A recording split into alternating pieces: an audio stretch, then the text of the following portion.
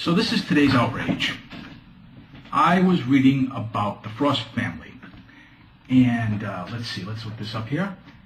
Little Graham Frost, who suffered some brain injuries in a car crash, testified before Congress.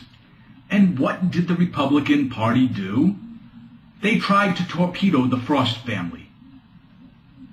This is all about the S-chip debate. This irritates the crap out of me because these goddamn craven Republicans will sit there and vilify a 12-year-old with brain damage. First of all, do they have any idea how expensive it is to care for that child? Nor do they have any idea how time-consuming and emotionally draining it can be. But yet they'll vilify this family saying, oh, their home is worth $400,000, where in reality it's worth $260,000, and they only paid $55,000 for it when they moved into it.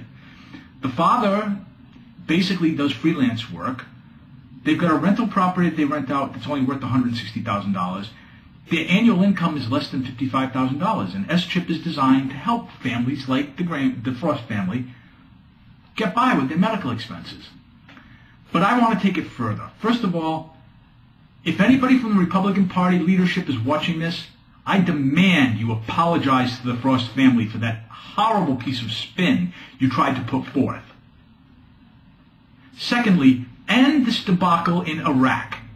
Take the $1 trillion that we're going to spend there, take half of that, $500 billion, and spend it on universal health care in the U.S.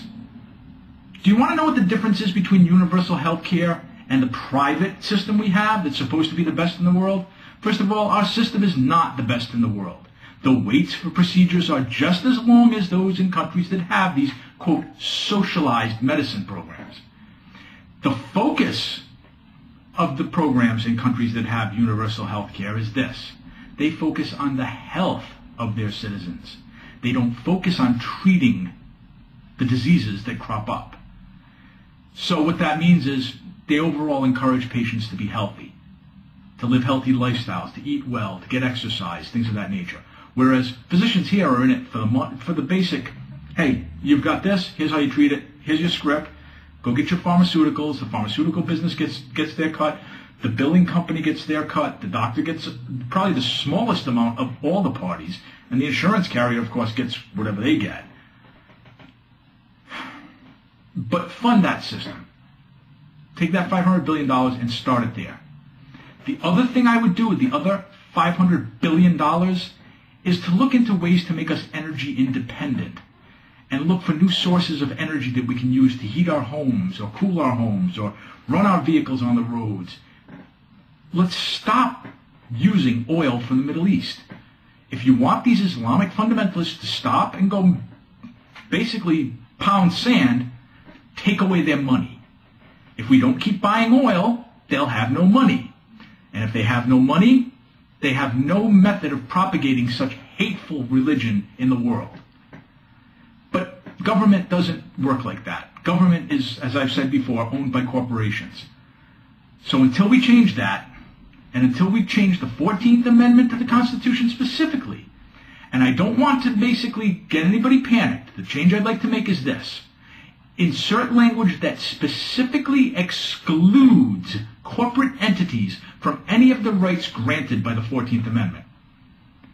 That way, we can go after them, revoke their charters, prosecute them, put them in jail, increase the fines, reduce their overall role in our government. Hell, in Rhode Island here, we just saw a former majority whip who basically sold his influence to CVS and to Blue Cross Blue Shield of Rhode Island, which, by the way, Blue Cross Blue Shield is a non-profit entity. Explain to me how that happened. It's a money grab.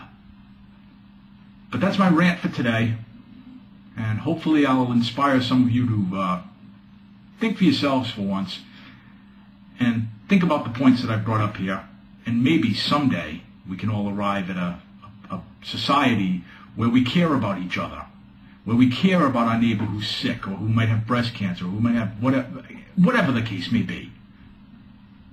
The time of individualism has passed. We can still maintain our own individualism while still caring about those around us. Remember that. because that is probably the attitude of Christ. And as an atheist, I subscribe more to that than the absolute greed and hatred that the Republican Party preaches.